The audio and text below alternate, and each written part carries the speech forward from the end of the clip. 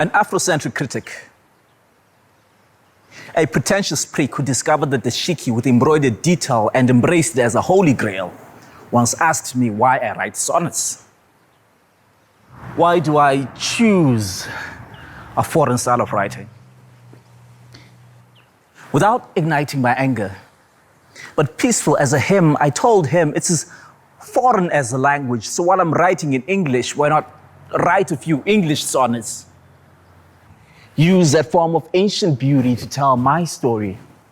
The African story, it doesn't always have to contain words like harambe, uhuru, ubuntu. It doesn't have to be overtly black and lack punctuation, because we all created equal, but not all of us are Steve Biko.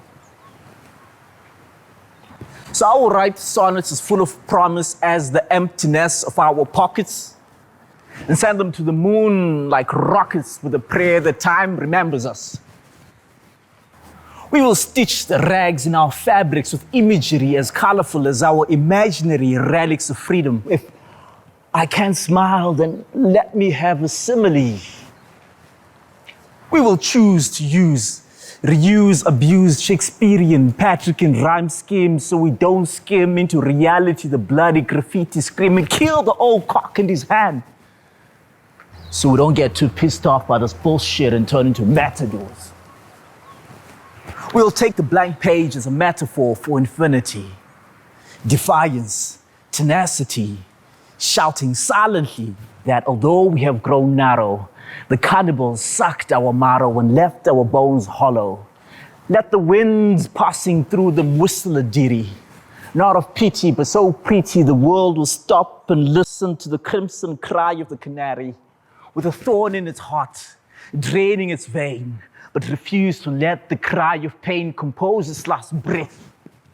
We will become that bird, half past dead.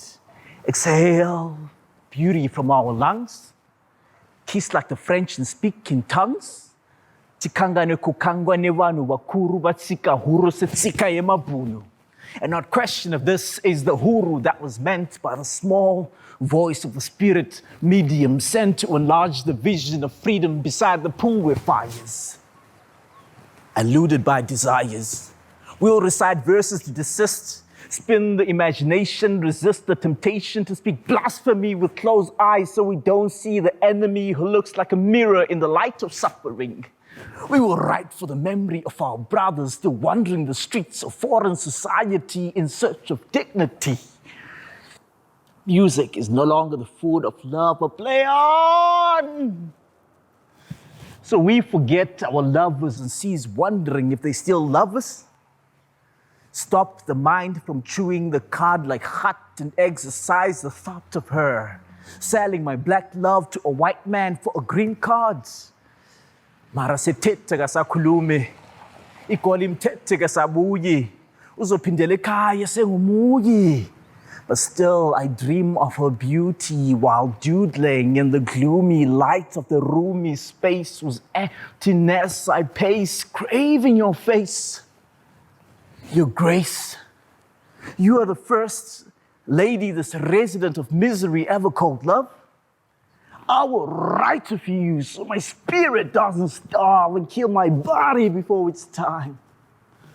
I will rhyme and remember the sunsets when I discovered God in your smile. And I just wrote it down so I meant it every hour of infinity. Forever keep those minute moments that became ours in the towers of memory. You sang a melody while a poem fell on me from the stratosphere like God telling me the bibliography of infinity. We sang together not knowing that soon we'd be bowing, bearing the broken bodies of our babies, happy home and all the fantasy which composed our ecstasy. If you ever remember me or the way home, I'll be waiting for you to come. But don't be late. Don't tempt fates. If you do, if you are,